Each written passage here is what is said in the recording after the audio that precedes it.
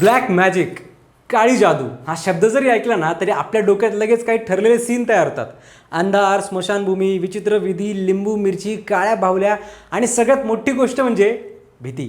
पण कधी तुम्ही स्वतःला हा प्रश्न विचारलाय का की काळी जादू खरंच अस्तित्वात आहे का, की आपणच आपल्या मनात तिचं एक भलं मोठं चित्र तयार करून ठेवलंय? कारण जिथे भीती असते तिथेच अंधश्रद्धा जन्म घेते आणि जिथे अंधश्रद्धा असते तिथे वास्तव मागे पडतं. म्हणूनच आज आपण या विषयाकडे थोडं खोलात जाऊन पाहणार आहोत की ही काळी जादू नक्की आली कुठून, कधी आणि कशी. व्हिडिओ शेवटपर्यंत बघा. नमस्कार, मी संकल्प पाटील आणि तुम्ही बघताय लगावबत्ती. भारतात काळ्या जादूची सुरुवात समजून घ्यायची असेल तर आपल्याला तंत्रविद्या आणि अभिचार या प्राचीन संकल्पनांकडे पाहावं लागतं. तंत्र ही मुळात एक आध्यात्मिक साधना होती. ऊर्जा, चेतना आणि विश्वाशी जोडलं जाण्याचा तो एक मार्ग होता. या साधनेतून माणूस स्वतःला अजून जास्त समजून घेण्याचा प्रयत्न करत होता. पण काळ बदलत गेला आणि काही लोकांनी या ज्ञानाचा वापर चुकीच्या हेतूसाठी करायला सुरुवात केली, जसं की सूड उगवण्यासाठी, दुसऱ्याला त्रास देण्यासाठी किंवा स्वतःचा फायदा करून घेण्यासाठी. इथूनच काळी जादू ही कॉन्सेप्ट तयार झाली. म्हणजेच मुळात जी गोष्ट साधनेची होती तीच हळूहळू भीती आणि अंधश्रद्धेचं रूप धारण करू लागली. भारतामध्ये काही विशिष्ट भाग काळ्या जादूच्या गोष्टींमुळे जास्त चर्चेत राहिलेले आहेत, जसं की केरळ, ओडिशा आणि पश्चिम बंगाल. या राज्यांमध्ये तंत्र, करणी, अघोरी विधी यांसारख्या गोष्टींबद्दल अनेक कथा आणि विश्वास प्रचलित आहेत. काही ठिकाणी आजही लोक अशा गोष्टींवर विश्वास ठेवतात आणि छोट्या मोठ्या समस्यांसाठी तांत्रिक उपाय शोधतात. पण या सगळ्यात एक ठिकाण आहे ज्याचं नाव कायम चर्चेत येतं आणि ते म्हणजे आसाममधलं मायोंग गाव. गुवाहाटीपासून जवळपास 40 किलोमीटर अंतरावर ब्रह्मपुत्रा नदीच्या काठावर बसलेलं हे गाव काळ्या जादूचं केंद्र म्हणून ओळखलं जातं. मायोंग हा शब्दच संस्कृतमधल्या माया या शब्दावरून आलेला आहे, ज्याचा अर्थ जादू किंवा भ्रम असा होतो. या गावाशी जोडलेल्या गोष्टी इतक्या गूढ आहेत की आजही अनेक लोक या ठिकाणांकडे आकर्षित होतात. मायोंग गावचा इतिहास महाभारत काळाशी जोडला जातो. काही पौराणिक कथांनुसार भीमाचा पुत्र घटोत्कच हा मायावी शक्तीने संपन्न होता आणि त्याचं राज्य याच परिसरात होतं.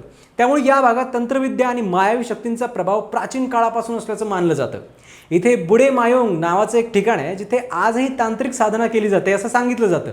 काही लोकांचा विश्वास आहे की इथले काही कुंड तंत्रशक्तीमुळे कायम पाण्याने भरलेले असतात. अजून एक इंटरेस्टिंग गोष्ट म्हणजे इथे फक्त भारतातूनच नाही तर चीन, तिबेट, आफ्रिका अशा देशातून सुद्धा लोक तंत्रविद्या शिकण्यासाठी येतात अशी मान्यता आहे. काही लोकांचा दावा आहे की इथले लोक तंत्रांच्या मदतीने आजार बरे करतात, त्यामुळे अनेक लोक उपचारासाठी इथे येतात.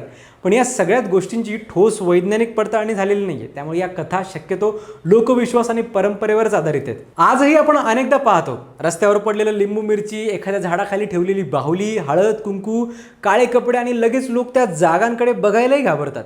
पण खरं पाहिलं तर या सगळ्या गोष्टींना कोणताही वैज्ञानिक आधार नाही आहे. ही फक्त आपल्या मनात आधीपासूनच बसलेली एक भीती आहे जी अशा गोष्टी पाहिल्यावर बाहेर येते. आणि हीच भीती काही भोंदूबाबा वापरतात. तुमच्यावर करणी केली आहे, तुमचं नशीब खराब आहे, कारण कोणतंही काळी जादू केली आहे, अशा गोष्टी सांगून ते लोकांना फसवतात.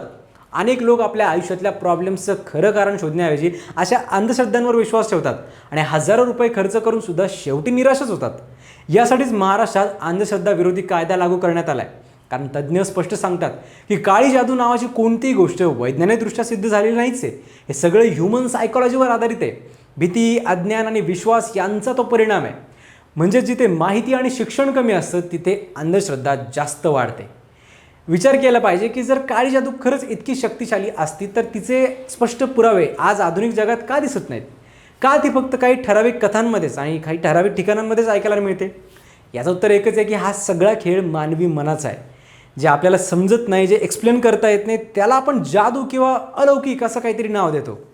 शेवटी सगळ्यात महत्त्वाची गोष्ट म्हणजे काळी जादू आहे की नाही हा वाद वेगळा, पण तिच्या आहारी जाणं नक्कीच धोकादायक आहे. कारण ती माणसाला वास्तवापासून दूर नेते. त्यामुळे कोणतीही समस्या आली की तिचं उत्तर विज्ञानात, लॉजिकमध्ये आणि रिॲलिटीमध्ये शोधायला हवं. भीतीवर नाही तर माहितीवर विश्वास ठेवा. कारण अंधश्रद्धा तुम्हाला अंधारात नेते आणि विज्ञान प्रकाशाकडे.